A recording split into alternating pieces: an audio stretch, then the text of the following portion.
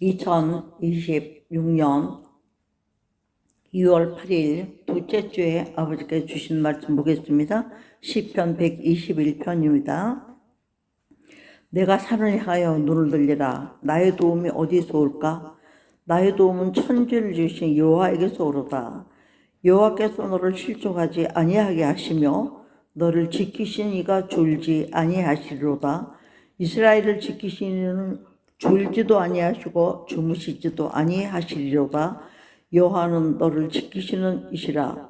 여호와께서 내 오른쪽에서 내 그늘이 되시나니 낮의 해가 너를 상하지 아니하며 밤의 달도 너를 해치지 아니하리로다.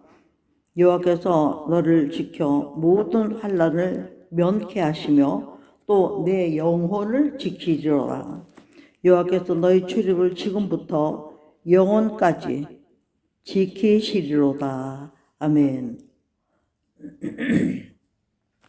잠시 기도하겠습니다. 하나님 아버지, 오늘도 2026년에 2월 8일을 둘째 주일로 삼으시고 이제 주신 말씀을 증거하고자 합니다. 하나님께서 제게 생각으로 부어주신 것들과 성경에 기록된 말씀들과 이 세상에 어떤 수레바퀴 속으로 지금 굴러가고 있으며 기도 많이 하는 분들이 또 주게 받은 생각과 또 주게 받은 예언적인 일들이 어떤 것인지에 대하여 아버지 하나님 오늘 말씀을 증거하기를 원합니다. 무엇보다도 심히 연약한 종인 것을 아시고 부족하기 짝이 없으나 하나님께서 오늘도 도구로 세워주셨사오니 감사함으로 섰습니다. 하나님 언제나처럼 말씀해 주시고 이끌어 주시고 사람의 말이 아니라 성령의 음성으로 아버지 제가 듣고 또 그 들은 음성을 전함으로 말미암아서 우리가 한 가지로 주님을 받들어 섬기는데 부족함이 없도록 성령으로 충만한 예배가 될 수 있도록 축복하여 주시고 예배를 방해하는 흑암의 세력이 예수님으로 다 떠나간 줄로 믿사오며 예수 그리스도의 이름으로 감사하고 기도하옵나이다. 아멘. 할렐루야. 오늘은 시편 121편 내가 산을 향하여 눈을 들리라. 나의 도움이 어디서 올까? 왜 우리는 오늘 하나님의 도움을 구하는 말씀을 주시는지 다시 한번 생각해 보는 계기가 되기를 바라면서 지난주에는 깨어있으라. 지난주에도 마찬가지고 영적으로 굉장히 긴박성을 가진 이런 말씀들을 주고 계신 것을 볼 수가 있습니다. 그러면서 우리가 왜 산을 향하여 눈을 듭니까? 산은 높은 곳이잖아요. 그러니까 지금 높은 곳을 향하여 하나님이 계시다고 생각 하늘을 향하여 눈을 들면서 왜 하나님의 어떤 사인이 떨어지는지 눈으로 보고 귀로 들어야 되니까요. 나의 도움이 어디서 올까? 각 사람의 도움이 다릅니다. 나의 도움, 너의 도움, 그대들의 도움이 다 달라요. 그러나 어떤 도움이든지 그 도움을 도와줄 수 있는 능력과 또 모든 것을 가지신 분은 전지하시고 전능하시고 또 천지를 창조주시면서 온 세계를 움직이시는 운영주신 오직 하나님께 있다는 것이죠. 나의 도움은 천지를 여호와께서로다. 저와 여러분은 모든 도움이 천지를 창조주 하나님에게서 와야 될 줄로 믿습니다. 세상을 섬기고 우상을 섬기고 다른 신들을 섬기는 사람들은 그것들에게 가서 빌고 별짓을 다 하지만 그들은 우리보다 못한 존재들이에요. 사람이 만드는 신이기 때문에. 그렇죠? 거짓말쟁이들이고요. 그래서 모든 것을 동원해서 도우신다는 의미가 있는 거예요. 나의 도움은 천지를 지으신 우주 만물을 만드신 그분이 무엇을 모르시겠습니까?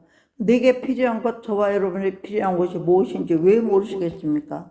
그러므로 우리가 알지 못하는 것까지 알고 계시고 우리의 영혼까지도 꿰뚫어 보시는 분이기 때문에 모든 도움은 오직 여호와께로부터 와야 마땅한 거예요. 우리는 미련하고 지혜가 없고 지식이 없고 있다 할지라도 그게 얼마나 되겠습니까? 그리고 뿐만 아니라 모든 것들을 동원해서 천지를 주시는 하나님의 능력으로 우리를 도우신다고 하셨으니까 괴롭고 힘들고 나라가 민족이 힘들든 또 개인이 힘들든 가정이 힘들든 직장과 회사가 힘들든 운영지가 힘들든 종업원이 힘들든 사람은 산다는 자체가 고생이에요. 솔직히 이 세상 삶이. 왜냐하면 나 혼자 사는 세상은 외롭고요. 여럿이 같이 살려면 안 맞는 게 많아. 그럴지라도 하나로 맞춰서 좋은 것을 택해서 살 수 있도록 하나님께서는 성경을 주시고 이 가운데 온갖 지혜를 주셨기 때문에 성경으로 삶을 사는 사람들은 하나님이 지혜로 살고 하나님이 대비하심으로 살기 때문에 세상 사람처럼 자기만 사는 그런 세상을 살지는 않습니다. 뿐만 아니라 하나님이 아무리 도와주신다고 그래도 우리는 고난의 풀무가 있어요. 3절에 보면 여호와께서 너를 실족하지 아니하게 하시며 그랬어요. 실족은 뭐예요? 발이 미끄러졌다. 내 발이 미끄러졌다. 아니면 내 발이 넘어졌다. 계단에서 굴러 떨어졌다. 이런 의미들이 있습니다. 그러니까 정로를 걷지 못한다는 것이죠. 정로를. 더러더러 살다 보면은 우리가 실족할 때가 있지 않습니까? 마음이 낙심해서 실족할 때도 있고, 삶이 힘들어서 괴로워서 실족할 때도 있고, 그것은 그 모든 건 첫째는 하나님을 떠나면 실족이 되는 거예요, 우리는. 영적인 사람은 하나님의 말씀의 계단을 떠나면 그건 실족이 되는 거예요. 우리 한국말로는요, 계단에서 굴러 떨어졌다, 실족했다, 이런 말이 무슨 뜻을 갖고 있는가 보니까요, 지랄한다, 지랄 발광한다, 이런 의미가 있더라고요. 그러니까 뭐야, 정신이 혼미해진 거예요. 온전한 정신이 없는 거예요. 왜? 상황이 너무 괴롭고 힘들고 부딪히니까 감당이 안 되니까 돌아버리는 거죠. 그런 상태라는 것입니다. 그러나 우리는 어떻습니까? 너를 실족하지 아니하게 하시며, 아멘. 너를 지키시니까 졸지 아니하시로다. 예. 하나님은요, 졸지도 아니하시고 주무시도 아니하시는 하나님이라는 것을 우리가 말씀을 통해서 계속 믿습니다. 또 왜? 하나님은요, 영의 분이시, 영이시기 때문에 죽지도 않고, 물론 졸지도 않죠. 예? 그럼 어떤 분들은 그래요. 하나님은 잠도 안 자느냐? 그런 말들을 해요. 하나님 주무신다? 안 주무신다? 어디 있어요? 성경에 있어요. 예수 그리스도께서 제자들하고 베드로하고 고기 잡으려고 있다가 배에서 잠깐 주무셨더니 풍랑이 일으니까 난리가 나지 않습니까? 인간으로서는 예수님도 주무셨지만 영으로는 졸지도 아니하시고 주무시지도 아니하신다는 성경에 기록된 말씀 믿을 수 있는 저와 여러분 되길 주의 이름으로 축복합니다. 또 특별히 누가 졸지 않고 주무시지 않는가? 그러니까 이스라엘을 지키시는 졸지도 아니하시고 주무시지도 아니하시로다. 이게 무슨 말이에요? 응? 택한 백성, 이스라엘은 하나님의 선민 아닙니까? 저와 여러분도 이제는 양자의 영을 받았다. 이스라엘에 속한 자들 된 거예요. 왜? 이스라엘은 쉐마의 말씀을 들으니까. 쉐마는 뭐냐? 쉐마는 하나님의 말씀을 듣는 것을 들으라. 내 말을 들으라. 들으라 하는 말이 쉐마예요. 누가요? 하나님께서 하나님의 말씀을, 지금도 저는 성경을 읽고 말씀을 전하지만 이 말씀은 여호와의 영이 대언의 영으로 저희들을 사로잡아서 제 입술을 통해서, 아무것도 없잖아요. 성경밖에 없잖아요. 그렇지만 이런저런 비유도 들어주시고 우리에게 적당하게 알아듣는 말로 상황을 풀어주시면서 말씀을 주시기 때문에 제가 이것을 내 입으로만 말할 뿐이라는 것이죠. 주님 이스라엘을 지키신 자는 특별히 졸지도 아니하시고 주무시지도 아니하시로다. 무슨 뜻이에요? 하나님이 한번 택한 백성은 우리가 배신하지 않는 한은 항상 영원히 지키신다는 뜻이에요. 어떻게, 언제까지요? 아버지 집에 돌아가기까지. 묘화를 목자로 삼고 사는 사람은 예수 그대로 목자로 삼았기 때문에 양은 목자가 이끄는 대로만 갑니다. 그래야 실족하지 않게 돼 있어요. 양이기 때문에 우리는 하나님이 기르시는 양이라고 비유하지 않습니까? 양은 왜요? 주인이, 목자가 움직이는 대로만 따라가기 때문에 양이에요. 그러나 양도 도망치는 놈도 있죠. 수풀에 걸린 놈도 있고, 우리가 성화 같은 거 보면 있지 않습니까? 그러나 우리 하나님은 지팡이와 막대기로서 양을 지키기도 하고, 또 양을 훔쳐가려는 도둑놈들을, 맹수들을 또 쳐서 양들을 해롭지 못하게 생명을 지키시는 일을 하는 목자로 비유하고 있지 않습니까? 그런데 주님의 5절을 보면 여호와는 너를 지키시니시라. 여호와께서 내 오른쪽에 내 그늘이 되시나니 그랬어요. 그늘을 언제가 피합니까? 뜨거운 일, 뜨거! 하고 놀랄 일, 깜짝 놀랄 일, 괴로운 일, 어떻게 감당이 안 되는 일, 피할 길도 없을 때 이럴 때 우리 하나님은 우리에게 어떤다고요? 이스라엘, 쉐마, 하나님의 음성을 듣는 백성들은 영적으로 이스라엘을 말해줘. 여기 육적 이스라엘만 말하는 게 아니에요. 그래서 우리 하나님은 우리에게 뭐가 돼요? 그늘이 되신다. 오른쪽에서. 우리 하나님은 오른편의 하나님이 아니십니까? 예? 그죠? 성경은 어느 곳에든지 하나님은 오른쪽의 하나님이죠. 양과 염소를 가를 때도 오른쪽에 있는 자들을 양이라고 하셨어요. 그런 것처럼 또 의로운 오른손으로 너희를 지키시리라. 이런 성경에 뭐 얼마나 많은 말씀들이 있는지 몰라요.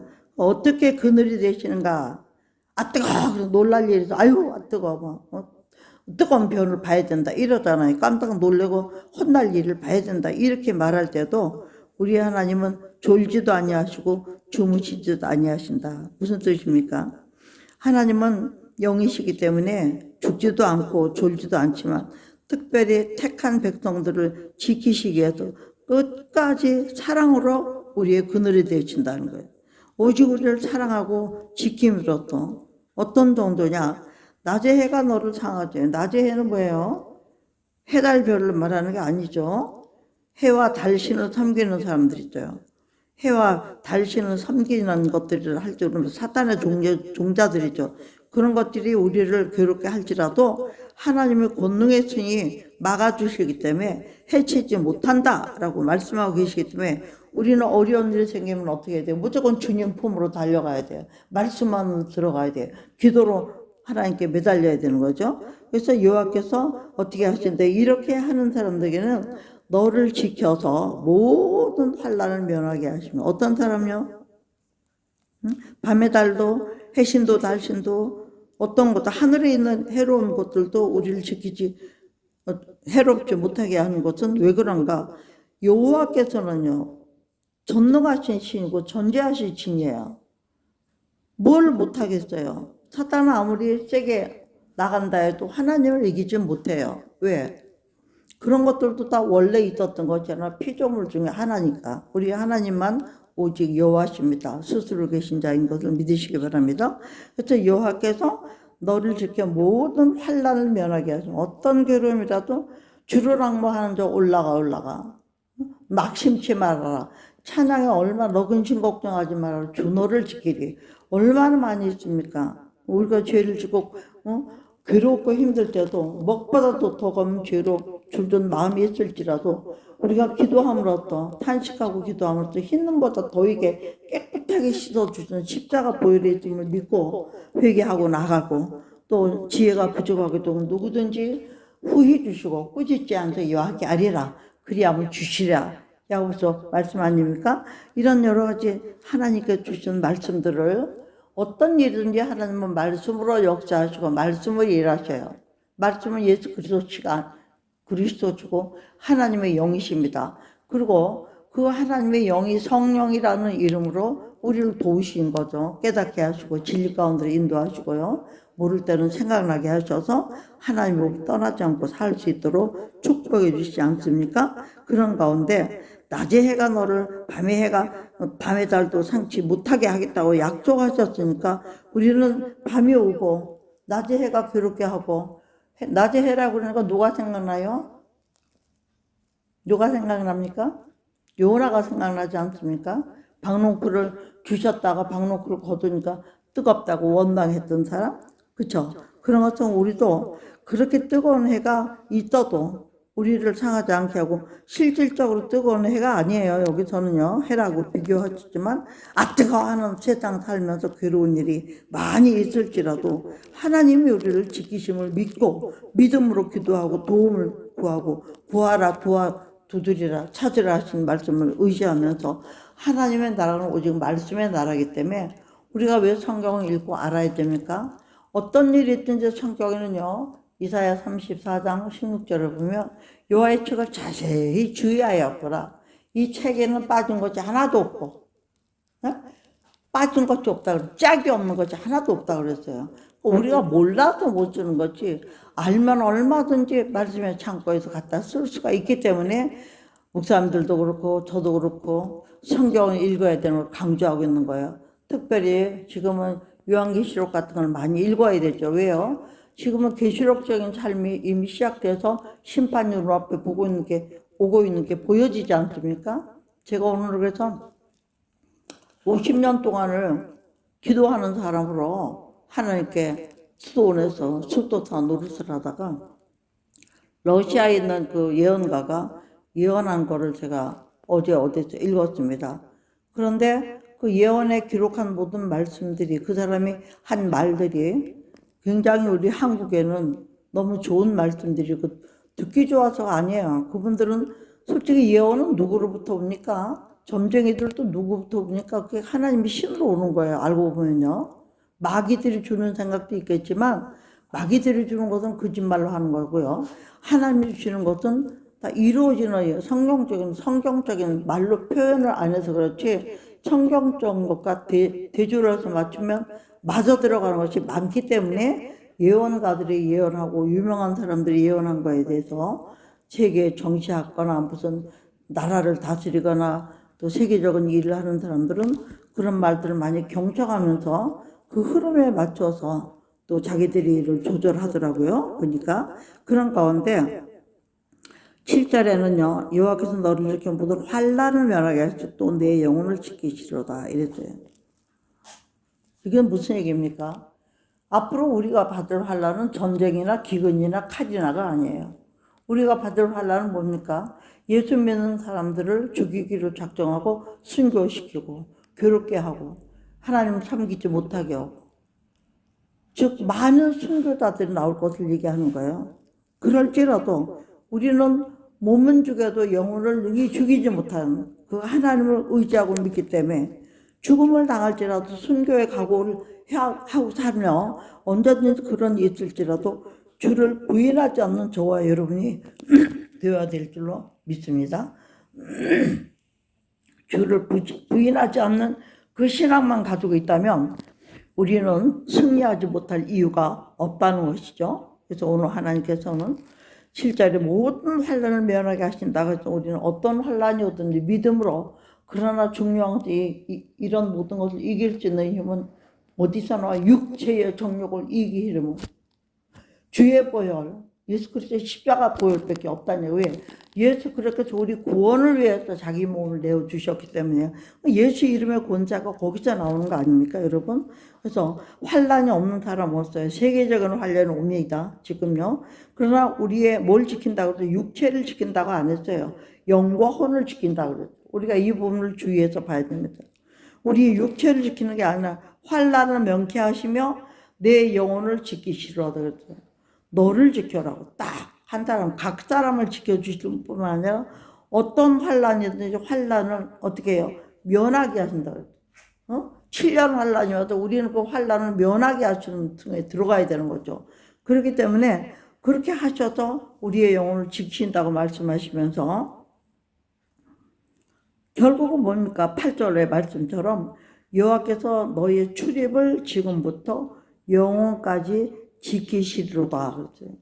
우리의 출입을 영원부터 영원까지, 지금부터 영원까지 지킨다는 보장의 말씀이 있다는 것입니다. 우리는 하나님의 말씀에 지키심을 입어서 보장 있는 말씀을 믿고 따라가면서 그 믿음대로 되는 결과를 낳지만 세상 사람들은 그때는 어떤 짓들을 주로 하는가? 하나님을 따르지 않는 사람들은요, 일론 머스크를 할지라도 로마서 1장 18절에 보면 이런 말씀이 있습니다. 또한 그들이 마음에 하나님 두기를 싫어하며 하나님께서 그들의 상실한 마음대로 내버려 두사 합당하지 못한 일을 하게 하셨으니, 그 하나님께 합당하게 여기지 못함을 입은 사람들은 마지막 때 어떤 일을 하나요? 믿는 사람들에게 모든 불의를 합니다. 추악한 짓만 골라가면 의인의 의로운 의로운 마음이 상하게 하는 것처럼 탐욕, 악의가 가득 찬 자, 시기하는 자, 살인하는 자, 분쟁하는 자, 사기하는 자, 악독이 가득한 자요, 수군수군하는 자요, 비방하는 자요. 왜? 하나님을 마음에 두기 싫어하는 사람은 그 마음에 오히려 악한 일을 더 하게 하신다. 왜? 지옥도 아래 끝으로 보내야 되니까요. 또 비방하는 자요. 응? 수군수군하는 자요.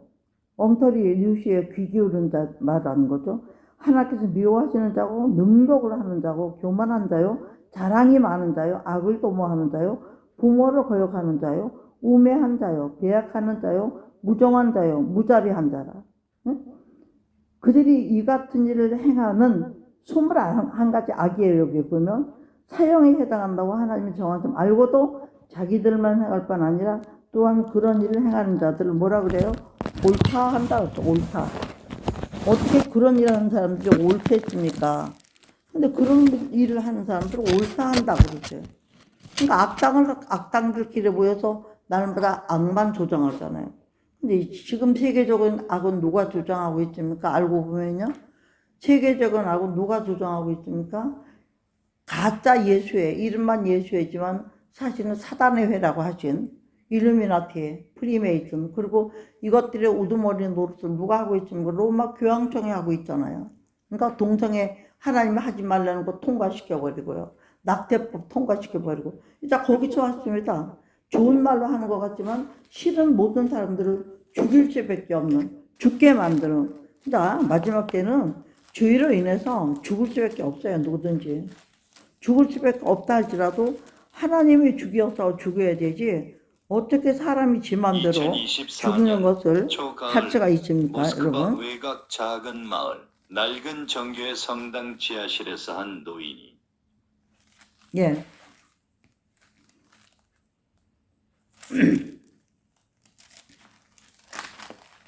그런 가운데 제가 오늘 뭐라고 얘기했습니까? 그 러시아의 그 엄청난 예언하는 분들이 예언한 것을 좀 전해주겠다고 했었어요. 다는 할 수가 없고요. 시간 관계상 조금만 더 하도록 하겠습니다. 2024년 초가을에 모스크바의 어떤 낡은 정교회 성전 지하실에서 한 노인이 촛불 앞에 무릎을 꿇고 중얼거리기 시작했대요. 중얼거리기 시작했는데 초록색 불이 보인다. 붉은 안개가 온다. 2026년 말 모든 것이 시작된다. 그의 이름은 알렉세이 러시아 정교의 수도사이자 50년을 넘게 침묵 속에서 살아온 예언자였대요. 근데 이분이 하시는 말이 그날 위에 그는 침묵을 깼고 50년 전 세상에 대해서 말하기 시작했는데 입을 열기 시작했다. 그의 말은 단순한 경고장이 아니었다는 거예요. 그런데 인류 문명은 마지막 분기점을 가리키는 손가락이었고 문명의 마지막 가리키는 그 당시 함께했던 수도원장은 훗날 이렇게 증언했다는 거예요. 그는 이렇게 증언합니다. 그는 울고 있었고 눈물을 흘리며 신께 용서를 구하면서 마치 보고 싶지 않은 걸 본 사람처럼 말하고 싶지 않은 걸 말하는 사람처럼 말을 했다는 거예요. 그래서 노인의 환각이라고 치부해 버렸대요. 그때는 그 남긴 말들을 곧 현실이 되기 시작했고 사람들이 더 이상 웃을 수 없게 됐다는 거예요. 그 알렉세인이라는 사람은 누구냐? 1955년 시베리아 깁스강으로 태어난 그는 어린 시절부터 보통하여 달았다고 그래요. 5살 때 벌써 이미 마을 사람들이 죽음을 예견했고 또 10살 때는 화재가 일어날 집을 정확하게 집어냈고 소련에서 살 때는 정부의 감시를 받았기 때문에 정교회의 보호 아래 숨어 살 수밖에 없었고 그리고 50년 동안을 정교회에 있으면서 아무 얘기도 아무 말도 안 하고 입을 닫고 살았대요. 말하면 안 되는 것들을 너무 많이 보았기 때문이래요. 그러나 2024년 오늘 갑자기 침묵을 깼다고 그래요. 그러면서 왜 하필 그 시점이었나? 그는 이렇게 말했대요. 더 이상 침묵할 수가 없다. 시간이 다가왔기 때문이다. 하면서 입을 열었다는 거예요. 그가 본 것은 2026년이라는 해였다는 거, 올해죠. 그 해가 인류에게 어떤 의미인지 떨리는 목소리로 설명을 했는데 뭐라고 했냐면은 알렉세이가 남긴 예언의 단순한 망상이 아니었다는 증거는 여기저기서 나타나기 시작했다는 거예요.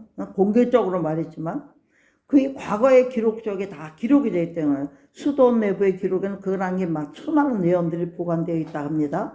그런데 그가 2014년 크림반도 병합, 2025 우크라이나 전쟁 발발, 2024 러시아 내 정치적 격변 모든 사건이 싹 기록이 되어 있었다는 거예요. 모든 게 미리미리 일기장이 이미 적혀 있었던 사건이었다는 거예요. 한 역사학자는 그의 기록을 검증하는데 이렇게 말했대요. 날짜와 장소가 너무나 구체적이고 우연이라고 얘기하기에는 정확도가 지나치게 높다. 2014년 3월 그는 검은 독수리가 바다 위 섬을 낚아챈다고 썼대요. 근데 그달 러시아는 크림반도를 병합해버렸다는 거예요. 낚아챈 거죠. 2022년 2월에는 얼어붙은 땅에서 불이 솟아온다 했는데 정확히 그 시점에 우크라이나 전쟁이 시작됐다는 거죠. 그렇다면 이제 질문하지 않을 수가 없다는 거예요. 뭐를요? 과연 그가 말한 2026년은 무엇일까? 왜 그 해가 특별한 걸까? 안락제는 이렇게 말했대요. 2020년 끝이 아니고 시작이다. 모든 것이 무너지고 다시 세워지는 시작이다. 그가 본 것 첫째 징조는 초록색 불을 봤다는 거예요. 근데 하늘에서 초록색 빛이 내려온답니다. 그것은 사람들이 만든 기계에서 나오는 빛이라는 거예요. 전문가들은 이 말을 두고 인공지능과 기술 문명을 상징으로 해석하고 초록색은 디지털 화면으로 이해를 했다는 거예요. 지금 그런 상황 아닙니까? 전자신호 그리고 통제의 색깔 이런 알렉세이는 이 불이 2025년 말부터 작년 말부터 세상을 뒤덮기 시작한다고 했는데 지금 AI 시대가 이미 왔잖아요. 두 번째 지금도 붉은색 안개가 왔다고 그래요. 근데 이 안개가 도시를 감쌌는데 그건 피가 아니고 붉은색이라도 피가 아니고 영혼의 색이라는 거. 무엇을 의미하는 걸까? 그는 설명하는데 뭐라고 했는가 하면 사람들이 보지 못하는 것을 보기 시작할 겁니다. 그때 영적인 걸 보기 시작한다는 거. 죽은 자와 산 자의 경계가 흐려지는 산 사람, 죽은 사람. 이 두 가지 징조가 완성되는 시점이 바로 2026년 말이라는 겁니다, 여러분. 그리고 그때부터 본격적인 변화가 시작된다고 했어요. 예언을 하기를. 알렉세는 이것을 인류 청산의 시작이라고 불렀죠. 성경하고 너무 일치하는 거 아니에요? 청산이라는 단어가 좀 무게감, 과연 무엇이 청산되는 걸까요? 그건 첫 번째로 금융 시스템이 동시에 붕괴를 해요. 지금 우리도 지금 겪고 있지 않습니까? 돈이 종이가 되고 숫자가 사라지고 사람들이 믿던 모든 가치가 한순간에 증발했고요. 단순한 경제 위기를 말하는 게 아니라는 거예요. 이거는 문명의 리셋이라고 표현해도 문명을 다시 바꾸는데 알렉세는 구체적으로 이렇게 말이세요. 세계의 큰 은행이 먼저 무너진다. 그 다음에 파도처럼 번져서 온 세계에 나간다. 한 달 안에 세상의 모든 돈이 멈춘다 이랬어요. 네? 어느 은행인지 말하지 않았지만 그렇지만 그런 시점을 명확하게 해도 2026년 가을부터 돈이 무너져. 우리 이 말을 좀 새겨들을 수 있기 바랍니다. 나뭇잎이 떨어질 때 근육이 마비되면 무엇이 일어날까요? 물류가 멈추는 거예요. 물류가 멈추는 거예요. 트럭이 서고 배가 움직이지 않고 사람들은 굶주리기 시작하고 배고픈 시대가 성경에 나오잖아요. 줄일 때가 온다고. 식량난, 현대인은 가장 두려운다는 거 하나죠. 그럼 이제 알렉세이는 이 식량난이 단순한 부족한 것이 아니라 분배 시스템 완전한 붕괴로 인한 것이라고 했어요. 분배 시스템. 자원 분쟁도 피할 수가 없다고 했어요. 물을 차지하는 싸움이 시작된답니다, 여러분. 땅을 지키는 전쟁이 일어납니다. 형제가 형제를 죽입니다. 네? 그의 말씀은 국가 간 전쟁뿐 아니라 이웃 간, 가족 간의 생존 투쟁까지 포함되어 있었답니다. 또 뿐만 아니라 그리고 신종 질병까지 겹친다고 했습니다. 공기를 통해서 퍼지는 병이 오는데 약이 듣지 않는데 이건요. 네? 병원에 사람 넘쳐나면 치료할 수가 없어요. 약이 없으니까. 코로나19에 사람들이 이런 예언에 더욱 민감해졌지 않습니까 지금? 이런 가운데 이 사람들이 이런 얘기를 또 민감해져 과연 또 다른 것은 무엇일까? 알렉세는 이 모든 재난이 겹치면서 세계 인구의 4분의 1이 사라진다고 예언. 8억 중에서 2억이 사라진다. 약 20명이 없어진다는 거예요. 20억 명이. 그는 이것이 전쟁 때문이 아니고 전쟁도 있고 병도 있고 굶주림 있고 다 있다는 거예요. 진짜 환란이죠. 그러나 가장 많이 죽는 이유는 절망이라는 거예요. 절망으로 죽는다고 뭘 뜻하나? 이렇게 설명했어요. 그 사람이 말하기는요. 사람들이 살 이유를 잃어버리는 거예요. 이렇게 살아서 뭐하나 하고 자살해버린다. 이렇게 괴롭게 살아서 뭐 죽어버린다. 가족을 버리고 도망가 버리고 이웃을 공격하고 인간이 인간으로 살기를 멈추고 짐승같이 산다는 시청자 여러분, 이 연합에서 우리는 무엇을 느껴야 할까요? 공포일까요? 예? 또 아니면 경고를 받아들여야 할까요? 알렉세이는 이렇게 말했어요. 나는 두려움을 주려는 게 아니라 준비할 시간을 주려는 거죠. 아멘. 저는 이 말이 아멘이 됐어요. 알렉세이 예언은 여기서 멈추지 않았어요. 중국에 대해서도 구체적으로 말했는데 뭐라고 말했냐면 중국은 붉은 영이 스스로를 찢는데요. 하나가 넷이 된대. 중국이 분열된다는 예언이에요. 네 곳으로. 그래서 탐욕이 너무나 컸기 때문에 욕심 때문에 중국은 망한다. 욕심 맹태하면 죄를 낳고 죄가 장사하면 죽음밖에 없다 그래. 사막이라 그래. 성경대로 이것이 사람들이 서로 못 믿고 북쪽과 남쪽이 서로 등을 돌리고 구체적으로 어떻게 갈라질까? 구체적으로 알렉제는 네 개의 조각이라 그랬다. 해안에 부자들이 하나 있고요. 내륙에 가난한 자들이 있고요. 북쪽에는 군인들이 있고요. 서쪽에는 이민족들이 있다고 그랬어요. 각자 다른 길을 걷기 시작해요. 응? 바벨탑 때 흩어진 것도 중국 전문가들은 소름이 돋았다고 합니다. 실제로 중국 내부의 경제 격차와 지역 갈등이 심화되고 있는 상태잖아요. 지금 우리가. 알렉제이는 중국의 분열 시점도 했는데 2027년 봄부터 본격적으로 중국이 갈라진다는 거. 얼음이 녹을 때 용도 녹아내리는 거예요. 중국이 분열되면 어떤 일이 생긴가? 세계 질서가 어떻게 될까? 이렇게 말합니다. 강대국의 시대는 끝난다는 거예요. 이때는. 더 이상 하나의 나라가 세상을 지배하지 못한다는 거예요. 이때는 어느 주권적인 나라. 그렇다면 누가 세상을 이끌게 될까? 이게 궁금한 거죠. 알렉제이는 여기서 놀라운 예언을 하는데 두 세력으로 나뉜다고 말했어요. 초록색 뱀과 붉은 사자. 초록색 뱀은 무엇일까요? 예? 초록색 뱀은 무엇일까요? 기계를 숭배하는 자들인 거예요. 인간을 숫자로 바꾸려는 자. 누군지 알겠죠? 일루미나티들이니까 통제하고 감시하고 계획하는 자들이 한다. 이런 사람들은 기술 중심 사회, 디지털, 전체 인공지능 통제 시스템으로 해석하고 있어요. 이 부분을요. 그리고 알렉제이는 또 하나는 말했잖아요. 어? 그렇지만 그들은 효율은 말하자면 영혼을 죽이는 거예요. 편리함은 주지만 영혼을 죽이는 자들은 자유를 뺏고 모든 것을 예측을 해서 하려고 하지만 사랑은 계산할 수가 없어요. 반대로 붉은색 자는 뭘 말하는가? 초록색, 붉은색 두 개요. 뭘 말하는가? 영을 따르는 자들은 보이지 않는 것을 믿는, 누구 믿는 거? 예수 믿는 사람들을 말하는 거죠. 땅과 하늘을 연결하는 자들이고 이것은 영성 중심 공동체라는 거. 누구겠어요? 예수 믿는 우리죠. 우리가 여기에 소속되죠. 자연과 주와 인간의 본연 가치를 추구하는 자들이고 알렉제는 붉은색 사자에 대해서는 이렇게 말했다고 그래요. 그들은 느리지만 깊고 적지만 강하고 흩어져 있지만 연결되어 있어서 기계를 거부하지는 않지만 또 거기에 종속되어 있지도 않고 두 세력은 싸울까요? 싸우지 않는데요. 각자의 길을 간대요. 그때는 각자의 길을. 안 싸워 이제는. 뱀은 도시로 가고 사자는 산으로 가고 사람들은 선택합니다. 여기에서 어느 쪽에 섰고 영의 사람은 살 것인지 육의 사람은 기계 혜택을 보고 살 것인지 알렉사이가 말하는 분기점이라는 거. 이 사람이 말하는 분기점은 우리가 이해할 때는 기술과 통제를 택할 것인가 영성의 색을 택할 것인가 둘 다 틀리지 않다는 거예요. 둘 다 맞지도 않는다는 거야. 왜 그렇죠? 중요한 건 당신이 어디에서 평화를 느끼는가 하는 것이라는 거예요. 평화. 알렉제의 가장 충격적인 예고는 바로 다음 것이었는데 장막이 거칩니다. 무슨 장막일까요? 성경에는 되어 있잖아요. 물질 세계와 영적 세계 사이의 장막입니다. 거치기 때문에 우리가 알 수 없는 단계로 넘어간다는 것이죠. 이 단계가 물질 세계와 영의 사이 보이지 않던 것이 보이기 시작하고 그들은 이것을 영적 개벽이라고 부른다. 죽은 자들이 보인대요. 죽은 자들 성경에 있으니까 또 병이 들어서 영들이 나타난데 사람들은 처음엔 두려워하지 않지만 점차 받아들이 죽음이 끝이 아니라는 걸 깨닫게 그때서야 우리는 죽음이 끝이 아니라 과학으로 설명할 수 없는 일일까요? 알렉제는 또 이것을 다르게 말하는데 과학이 모르는 것이 있을 뿐이지 지금까지 측정할 수 없었던 것은 측정 가능해진대. 그때는 새로운 도구가 나오고 새로운 이해가 시작되고 구체적으로 어떤 일이 벌어질까요? 응? 죽은 가족을 본다는 거예요. 조상의 목소리를 듣는다는 거예요. 미래에서 온 존재를 만난다는 거예요. 이 사람이 예언하기 시간과 공간이 더 이상 장벽이 없다는 거예요. 듣기만 해도 황당하게 들지만 하지만 그는 진지했다는 거예요. 왜? 알렉제이는 이 영적 개벽이 2026년 말부터 시작되어서 2030년까지 지속될 거라고 했기 때문이죠. 처음엔 소수한 경험만 한대요. 소수만.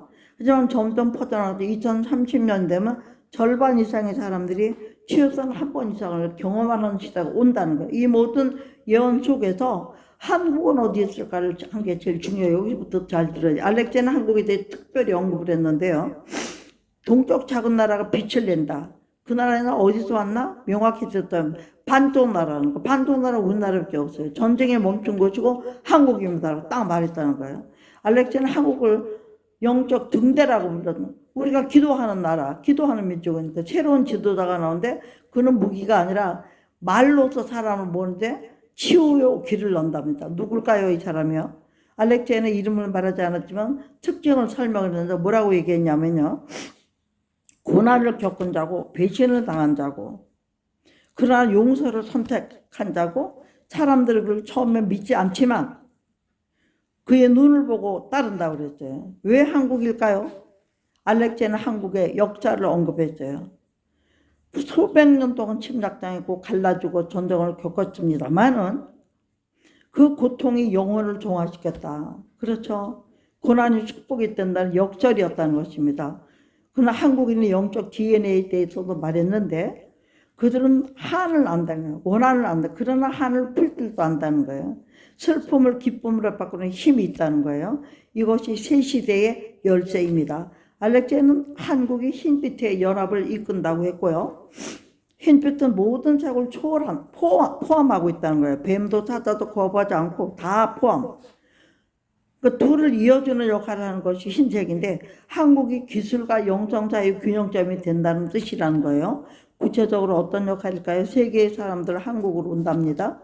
배우러 온답니다. 치유받으러 옵니다. 한국은 새로운 학교가 되고 새로운 병원이 되고 새로운 성전이 되고 과장된 표현 같지만 알렉제는 단호하게 말했다는 걸 2028년부터 보게 될 것입니다. 앞으로 2년이에요. 세계의 지도자들이 한국에서 모인답니다. 새로운 선언이 그곳에서 나오고 새 시대의 현장이 작성된답니다. 하지만 한국도 시련을 겪는다고 했습니다. 왜냐? 분열이 있다고 했어요. 분열요. 남과 문제가 아니고 내부의 갈등. 우리나라 항상 이 내부의 갈등은 문제가 아니에요. 세대와 세대 갈등, 계층과 계층 부딪히고 이 갈등에 넘어설 수 있을까요? 물어봤더니 알렉제는 이렇게 넘어섭니다. 반드시 넘어선다고 해서 얼마나 소망과 희망이 있는지요. 왜냐하면 그들은 공통의 적이 있기 때문에. 무슨 적일까요? 공통의 적, 절망, 포기, 무의미. 이것이 공통의 적이기 때문에 이것들 앞에서 한국인은 하나가 된다는 거예요. 이 적들 앞에. 그리고 알렉제는 한국의 젊은들에게 특별히 언급을 했는데 뭐라고 했느냐면 그들이 열째다. 30대, 40대가 중심되는 나라가 된다는 거예요. 앞으로는요. 그들은 물질도 알고 영도 알기 때문에 디지털도 다루고 자연도 사랑하고 균형을 아는 세대이기 때문에 우리는 무엇으로 준비해야 할까요? 물었더니 알렉시아인은 생존 지침을 남겼대요. 두려워하지 말라. 하나님이 하신 말씀하니까 하지만 방심하지도 말라. 그런 구체적인 조언을 했는데 첫째, 내면의 고요를 유지하라. 세상이 흔들릴 때 내적인 거로 강해지는 중심을 잡는 건 물질이 아니라 마음이라는 거예요. 영이라는 거죠. 또 침묵의 시간을 가지고 기도든 명상이든 산책이든 상관없는 고요 속에서 당신은 답을 찾아라. 영적인 걸 말하는 거죠. 또 둘째는 물질 축적보다 관계 구축, 돈을 모으는 것보다는 사람을 모으라 그랬어요. 금을 쌓는 것보다는 신뢰를 쌓아라 그랬어요. 위기가 올 때 당신을 구하는 건 통장 잔고가 아니라 이웃이라는 이웃과 관계를 사랑하고 살아야 되는 거예요. 셋째, 신뢰 기반 공동체. 혼자 살아남으려 하지 말고 같이 살아남으려고 애를 쓰라는 거예요. 마귀들은 자꾸 흩어잖아요. 작은 모임이라도 만들고 함께 기술을 배우고 자원을 나누고 희망을 나누라고 얘기하고 있어요. 넷째는 기본 생존, 기술 습득, 물을 정화하는 법, 불을 피우는 법, 음식을 보관하는 법을 배우는 그때 당시에는 지금처럼 왜? 옛것이 다시 홀로 나온다는 거예요. 현대문명 지나치게 의존하지 말라고 그런 건 뭐예요? 모든 것이 헛되고 헛되다고 그랬잖아요. 해야 될 새 것이 없다고. 다섯째 중요가 영적 준비. 영을 닫지 말고 영을 열어라. 거부하지 말아라. 장막이 고칠 때 준비자만 혼란스럽자. 할렐루야. 시청자 여러분, 알렉제의 예는 여기서 끝이 아닙니다. 예? 그럼 마지막으로 이렇게 말할 때 2026년은 문이라는 거예요. 새로운 세계가 열리는 문. 응? 그렇지만 두려워하지 말아라. 응? 두려워해서 될 일은 아니라고 얘기했다는 거예요. 그럼 그 문을 통과하면 바로 새로운 세상이 펼쳐지는데 두렵기는 하지만 두려워하지 말고 아름다운 세상, 고통스럽지만 필요한 세상 온다. 이제는 죽지 않는다. 변화한다. 4분의 3이 남습니다. 세상 사람들은 4분의 3을 죽이겠다고 하지만 알렉제는 4분의 3이 남는다고. 지금보다 오히려 더 비옥한 세상이 오고 알렉제는 2025년 초 세상을 떠났답니다. 작년에 초에. 마지막 말은 이거 나는 사람이 시작을 보지 못하겠지만 당신들은 봅니다. 그리고 견뎌냅니다. 이것이 인간입니다. 그의 무력 무덤 앞에는 지금도 사람들이 찾아온다네요. 촛불을 켜고 기도를 올린다네요. 러시아 정부는 그의 예언을 공식적으로 인정하진 않지만 내부 문서에는 그의 말이 다 기록되어 있다는 거예요. 내부 문서 일부 관료들은 은밀히 그의 조언을 구했다고 합니다. 그리고 그만큼 그의 말은 무게가 있었다고 합니다. 26년은 1년도 채 남지 않은 게 이제는 뭐 26년이 이미 들어와 버린 상태잖아요. 과연 알렉제이의 예언은 현실이 될까요? 초록불과 붉은색 안개는 정말 나타날까요? 금융시스템은 붕괴될까요? 중국은 분열이 될까요? 그리고 한국은 정말 영적 등대가 될까요? 우리는 곧 알게 될 것입니다. 시간은 모든 예언의 심판자입니다. 맞든 틀리든 중요한 건 우리가 어떻게 준비하고 어떻게 선택하느냐가 중요하다는 거였어요. 알렉제이는 미래를 보여주었지만 미래를 만드는 건 우리고, 그는 또 이렇게 말했다고 그래요. 예언은 정해진 운명이 아니다. 가능성일 뿐이다. 맞아요. 당신은 선택이 그 가능성을 현실로 만들거나 비껴가게 한다는 것이죠. 그러니 절망하지 말고 대신 깨어나십시오 라고 말했다는 거예요. 마지막에. 그리고 2016년 문 앞에서 우리는 묻습니다. 과연 우린 준비되었을까요? 내면의 고요를 찾고 있을까요? 신뢰할 수 있는 공동체를 만들었을까요? 물질을 넘어선 가치를 발견했을까요? 만약 아직이라면 지금이라도 준비하십시오. 늦지 않았습니다. 이렇게 말했다고 그래요. 뿐만 아니라 마지막 순간까지는 준비가 가능하다. 준비가. 우리도 마찬가지예요. 문이 열리기 직전에 준비한 자도 들어간다. 이에는 특별한 의미가 있다고 했어요. 문이 열리기는 우리가 영적 증대가 된다는 세계를 이끈다는 뜻을 말하고, 과거의 고난이 미래의 자격이 된다는 것이고, 또 이 말을 어떻게 받아들여야 할까 하는, 교만하게 받아들이면 안 된다는 얘기예요. 이것을 어떻게 대신 책임감으로 받아들여서 이러한 나라를, 이러한 영혼을, 이러한 인생을 만들어가는 그런 역할이 주어진다는 특권이 있다는 것이죠. 그 다음에 이것이 어떤 것이냐? 섬기는 것이라는 것. 다른 나라를 지배하는 게 아니라 섬기면, 또 특별히 한국인에게 이렇게 당부했대요. 겸손하십시오.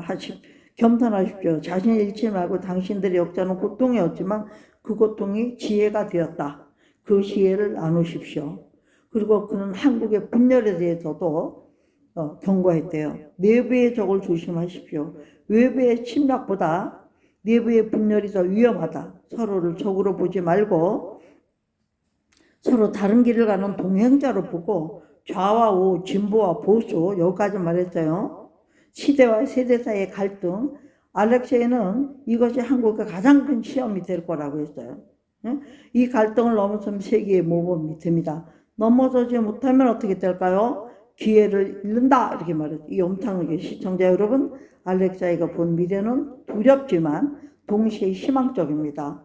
파괴 뒤에 재건이 있고요. 죽음 뒤에 부활이 있습니다. 어둠이 깊을수록 새벽은 더 밝게 옵니다. 2020년 한 말로 우리는 그 문 앞에 서게 될 것입니다.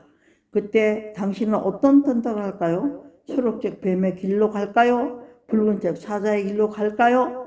아니면 한국이 보여줄 흰빛의 길을 걸어 흰빛으로 가야 되겠죠, 여러분? 선택은 당신의 것입니다. 하지만 선택하기 전에 준비를 하십시오. 내면의 영을 다주고 관계를 쌓고 영적인 것을 준비하는 것이 알렉세이가 남긴 마지막 선물이라는 준비의 시간. 그는 떠났지만 그의 말은 남았습니다. 당신들은 강합니다. 당신들은 살아남습니다. 그리고 당신들은 새로운 세상을 만듭니다. 이 말을 믿으십시오. 그리고 행동하십시오. 2026년은 다가오고 있다고 하는 것은 이분은 25년에 돌아가셨기 때문에 붉은 안개와 초록색 물과 세계 경제의 흐름을 판단하고 중국의 움직임도 잘 지켜보고, 그리고 가장 중요하게 당신 자신의 내면을 점검하시고 영의 사람으로 살지 않으면 안 된다는 경고예요. 그것은 알렉세이는 맞든 틀리든 우리가 할 일은 분명하다. 어떤 거죠? 더 나은 삶을 살고 더 나은 인간이 되고 더 강한 공동체가 되고 이 깊은 영성을 추구하는 거예요. 이것이 어떤 미래에 모든 우리를 지켜준다 이렇게 말했어요. 또 마지막으로 알렉세이가 한국에 남긴 메시지 한마디, 동쪽의 작은 나라에 일어나십시오. 당신의 때가 왔습니다. 세상은 당신을 기다립니다. 두려워 말고 나아가십시오. 당신 안에 빛이 있습니다. 이 빛을 켜는 것은 정치인들 몫이 아니고 종교 지도자의 책임도 아닙니다.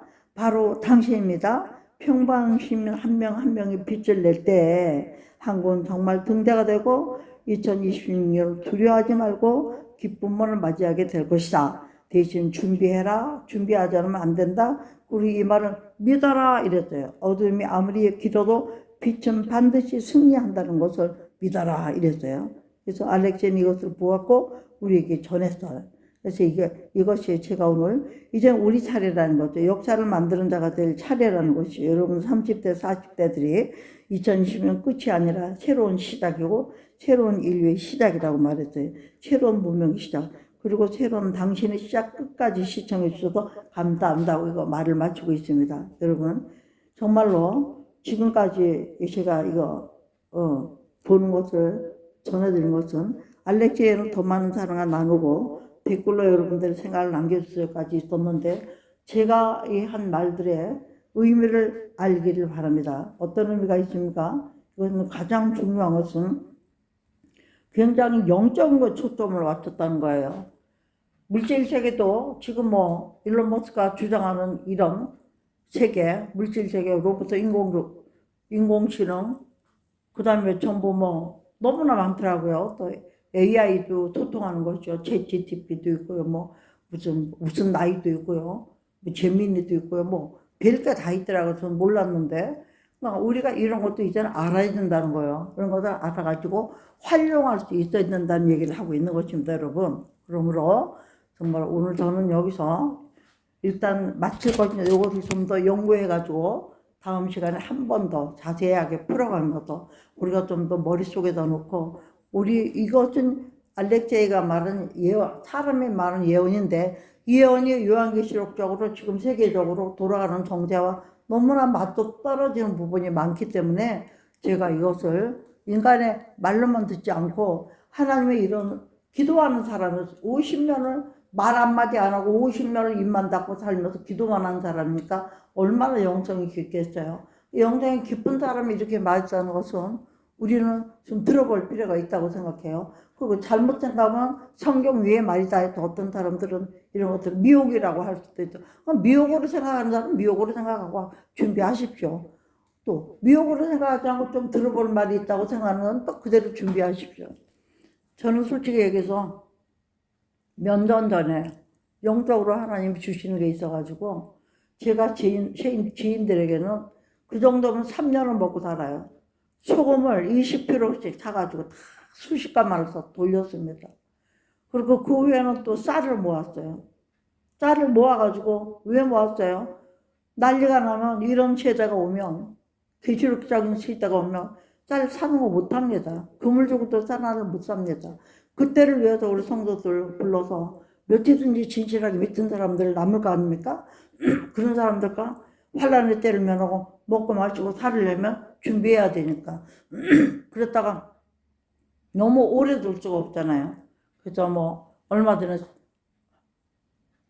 다 어느 정도 많이 나눴습니다. 많이 나누고 아주 기본적으로 나 먹고 살 거라도 남겨야지 하고 제가 준비하고 있어요.